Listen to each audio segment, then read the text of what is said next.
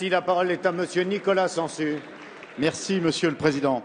Monsieur le ministre de l'Éducation nationale, la loi sur la refondation de l'école et le plan pour refonder l'éducation prioritaire suscitent de nombreux espoirs, alors que ces dernières années se sont multipliées les fractures sociales et territoriales, avec une diminution des effectifs enseignants entre 2002 et 2012 qui a d'abord frappé les plus fragiles.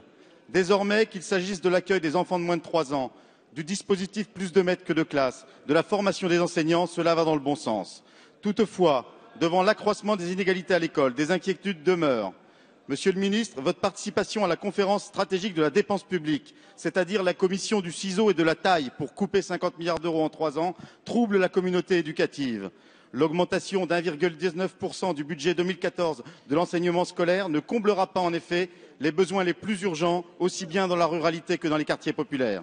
La refondation de l'école, c'est aussi la reconnaissance du métier d'enseignant, avec un nécessaire rattrapage salarial.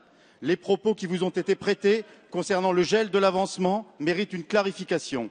Le gel du point d'indice des fonctionnaires pèse déjà trop lourdement sur tous les agents du service public, national, territorial ou hospitalier. Dans les collèges et lycées, bien que des moyens soient dégagés, le recours massif au personnel contractuel, ballotté entre établissements, 3 heures par-ci, 4 par-là, ne favorise pas le travail des équipes pédagogiques. Enfin, les nouveaux rythmes scolaires. En 2008, la droite, prompte à s'offusquer aujourd'hui, a volé aux élèves et aux enseignants au moins 2 heures d'enseignement. Nous sommes très nombreux à être favorables aux 4 jours et demi d'enseignement en primaire. Mais comme avant 2008 et comme nous l'avons connu nous-mêmes, c'est à l'Éducation nationale d'assumer cette réforme pour garantir l'égalité sur tout le territoire et confirmer le caractère national indivisible du projet éducatif. Monsieur le ministre, quelle réponse apportez-vous aux différentes interrogations de la communauté éducative, parents d'élèves comme enseignants? Merci. La parole est à Monsieur Vincent Peillon, ministre de l'Éducation nationale. Monsieur le député, vous avez raison de souligner et d'insister sur le fait que la refondation de l'école de la République, ça doit être évidemment davantage de moyens pour les élèves, de nouvelles méthodes pédagogiques, mais aussi ce qui s'était perdu, le respect des fonctionnaires qui assument cette mission de service public et qui, ces dernières semaines, ont été encore violemment attaqués. C'est dans cet état d'esprit que ce gouvernement a souhaité, dès le début, engager une négociation autour des 14 professions qui font l'ensemble de la communauté éducative.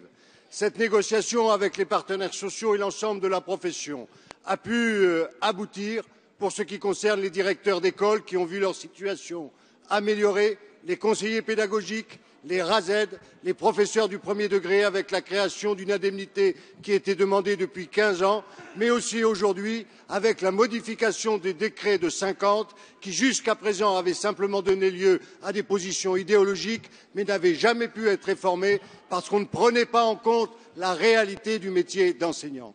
De la même façon sur la précarité, c'est ce gouvernement qui a titularisé, CDIsé comme on dit, 30 000 personnes qui accompagnent les enfants en situation de handicap, qui a permis de faire en sorte que les débuts de carrière des enseignants stagiaires soient devancés d'1 an et permettent aussi d'avoir, durant ce temps, une rémunération. C'est près d'1 milliard de l'engagement.